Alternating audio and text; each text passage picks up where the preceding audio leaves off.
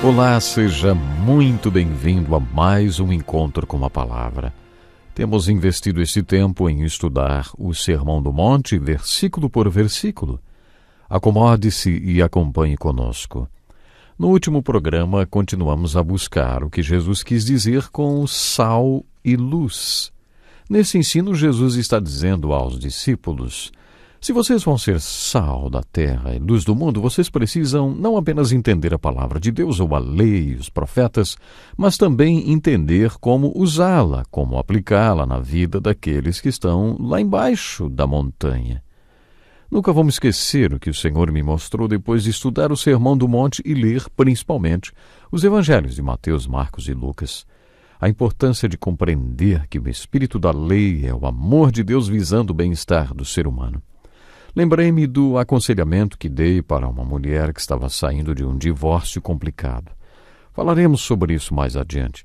Nesta ocasião, o Senhor me mostrou a importância de passar a palavra de Deus pelo prisma do amor de Deus antes de aplicá-la à vida das pessoas. Eu não vou entrar em detalhes sobre a conversa com aquela mulher agora, mas, depois de tudo, a última palavra dela para mim foi: pastor, se ao invés de ter tido uma atitude de amor comigo, o Senhor tivesse me repreendido, eu teria saído daqui e ido para minha casa me matar. Jamais vou me esquecer como agradeci a Deus por me mostrar a importância de passar as Escrituras pelo prisma do amor dele antes de transmiti-la a alguém, porque o amor é o espírito da lei. E que bom que o Senhor Deus me ajudou a passar as coisas com amor para aquela mulher. Não podemos nos esquecer de passar a palavra de Deus pelo amor de Deus antes de aplicá-la na vida de outras pessoas. Se simplesmente você despejar as Escrituras sobre alguém, sobre seus problemas, pode acabar enfraquecendo ainda mais o ânimo daquelas pessoas que estão com problemas. E os fariseus faziam exatamente assim. Eles não colocavam a lei de Deus ou a palavra de Deus sobre as pessoas com amor. Imagine a cena dos fariseus trazendo aquela mulher diante de Jesus no templo e dizendo para ele: Moisés mandou apedrejar esta mulher, e o que é que você diz? Ou então pense naquele homem do tanque de Betesda que estava há 38 anos aleijado naquele lugar à espera de uma ajuda. Quando os fariseus o viram correndo pelas ruas do templo com sua maca ou com a sua cama nas costas, não tiveram nenhuma palavra de alegria por causa da sua cura milagrosa. A única coisa que eles disseram foi: o senhor está quebrando a lei. A única coisa com a qual estavam preocupados era o fato de que uma de suas leis havia sido violada. Para mim, isso é perder totalmente o espírito da lei. A atitude de Jesus era diferente, como neste caso. Jesus violaria a lei do sábado deliberadamente para que pudesse provocar uma conversa com os fariseus e dizer para eles: ouçam, Deus não fez a lei do sábado e depois criou o homem para obedecer à lei. Foi o contrário. Ele criou o homem e visando o bem-estar do homem porque o ama, e criou o princípio do sábado então. Se vocês perderam essa perspectiva, a visão que vocês terão das Escrituras será muito limitada. Dentro deste contexto, devemos prestar atenção no que Jesus fala sobre justiça no versículo 20. Pois eu lhes digo que se a justiça de vocês não for muito superior à dos fariseus e mestres da lei, de modo nenhum entrarão no reino dos céus. Você já percebeu a importância da justiça do ensino de Jesus? Das 8 bem-aventuranças, em 2, Jesus fala sobre justiça. Bem-aventurados os que têm fome e sede de justiça, pois serão satisfeitos. Jesus não disse que vivem em estado de graça ou que são espiritualmente prósperos os que têm fome e sede de prosperidade ou de alegria ou de realização. É sobre isso que se ouve hoje em dia. Jesus falou: bem-aventurados os que têm fome e sede do quê? De justiça.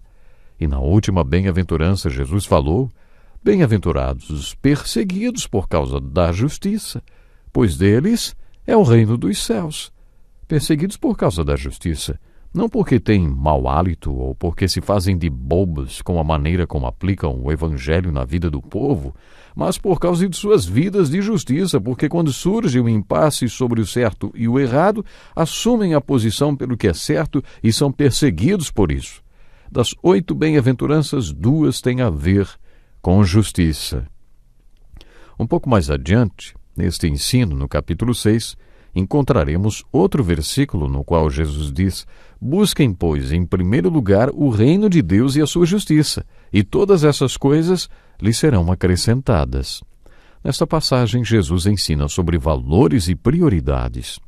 Jesus fala sobre os nossos valores e prioridades e diz que nossa prioridade número 1 deve ser a justiça, o reino de Deus e a sua justiça. Isso quer dizer que Deus é o seu rei e que ele reina sobre a sua vida, que você deve praticar aquilo que Deus mostra que é certo, que é justo. Essa deve ser a prioridade número 1 da sua vida. No capítulo 6, Jesus adverte: tenham o cuidado de não praticar suas obras de justiça diante dos outros para serem vistos por eles.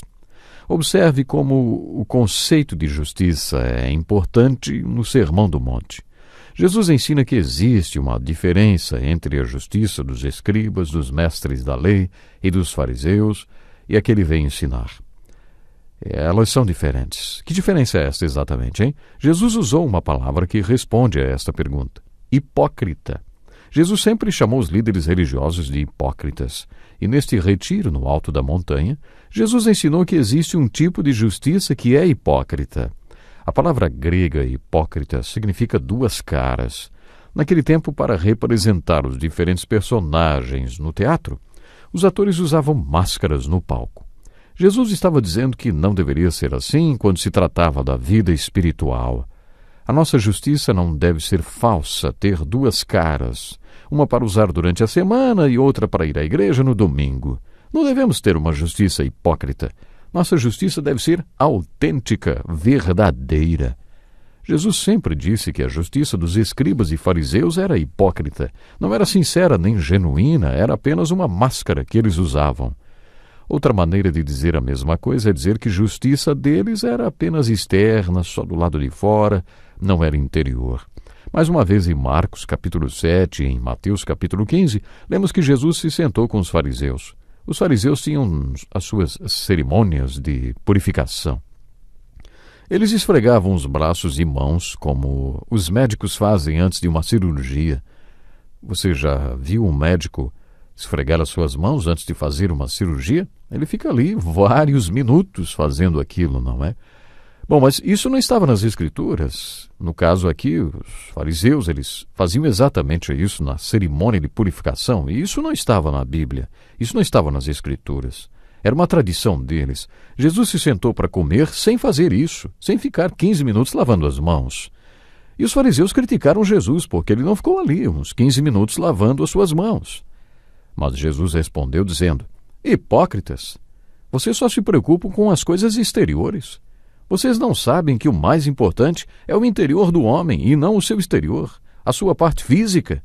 É o interior, o espiritual que conta. O apóstolo Paulo mostrou que concordava com Jesus quando escreveu sobre o homem exterior e o homem interior em sua segunda carta aos Coríntios, nos capítulos 4 e 5.